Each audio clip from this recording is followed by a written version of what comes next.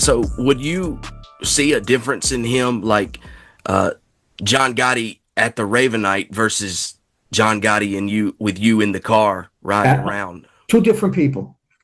Yeah, two different people. I mean, I saw when he was with me, that was the father he wanted to be. That was the person he was when he didn't have to be in the life. mhm. And and he would be the first one to say to me, Lewis, don't be enthralled by this life.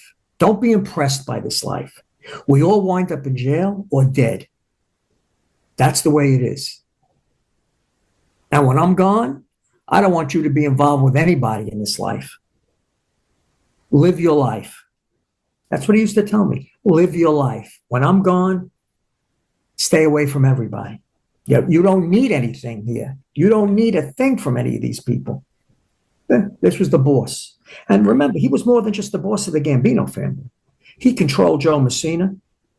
Joe Messina, when John was out, Joe Messina didn't make a move without him, checking with him. Yeah.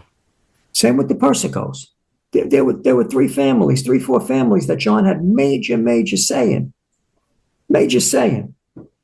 So when Junior refers to him as the chief, you hear recordings and you'll hear Mikey Scars refer to John Gotti Sr. as the chief. He was the chief. Yeah. He was the chief because these other families, they stood at attention for him. When I hear these stories, this guy was killing him and that guy was killing him. And they were killing his son and they were killing me and they were killing it. Yeah, there are a lot of stories about that, where this family wanted to hit John Gotti or this family wanted to hit him, but that just speaks to his strength that he had on the street because it never happened, Correct. He had so much control over the other families and the he was the boss of multiple families, the first time in the history of organized crime. Mm. He was literally, other bosses would check with him from Pennsylvania, from New Jersey, from Boston, from Florida, from Rhode Island. Yeah, it was a like lot of power. It was like you needed a daily briefing, like they give the president. Mm. I'm being funny, but basically, you have all these bosses from all these other families wanting to get with him. Well, like you said in the first interview, it's like a major corporation. I mean, it's no doubt that John had to be intelligent, to Highly operate intelligent. at this level. And that's where the problems came in with Sammy, because Sammy was making so many enemies, and John, like we don't need any more enemies. We got enough enemies. Sammy was making enemies, but he was making enemies within the Gambino family. Yeah. Extorting his own people, extorting associates. You went into business with Sammy, a year later you wound up dead. And that's where we go back to that Sorelli apartment once again. Mm.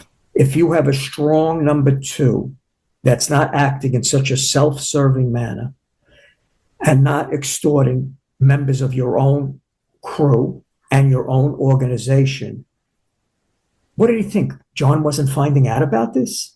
Did he think when he went to John, Gravano goes to John to kill Tommy Gambino and kill me while John is in the MCC, you don't think that John knew what was going on at that point in time?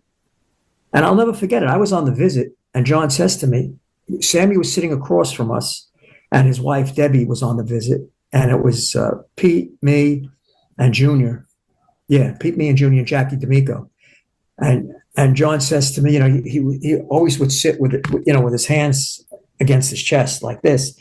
He says to me, and this is when things were very bad with him and Sammy. He already knew that Sammy was up to something.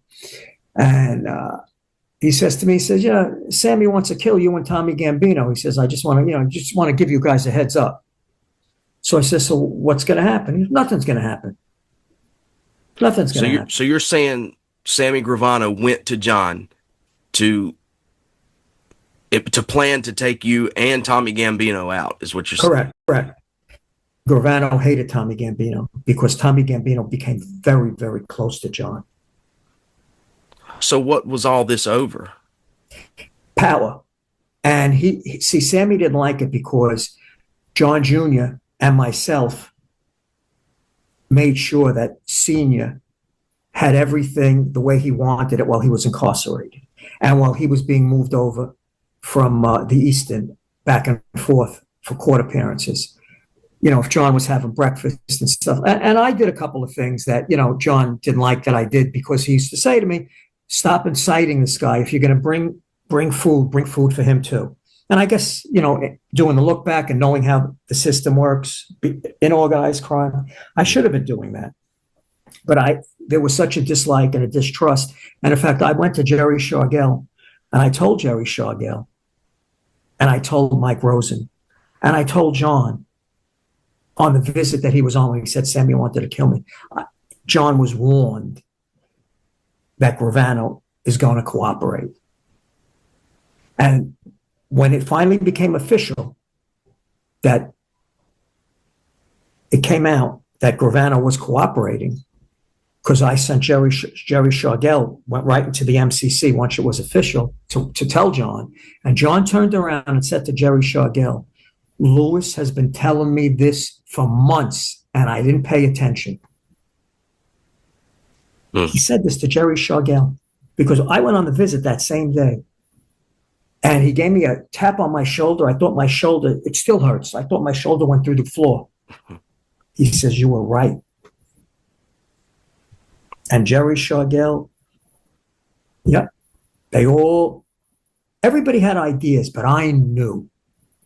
Because keep in mind, Sammy didn't pick up the phone in the MCC and say, connect me to the FBI. Yeah. Others had to be reaching out to the FBI to make that marriage. Yeah. And know when to pull Sammy out.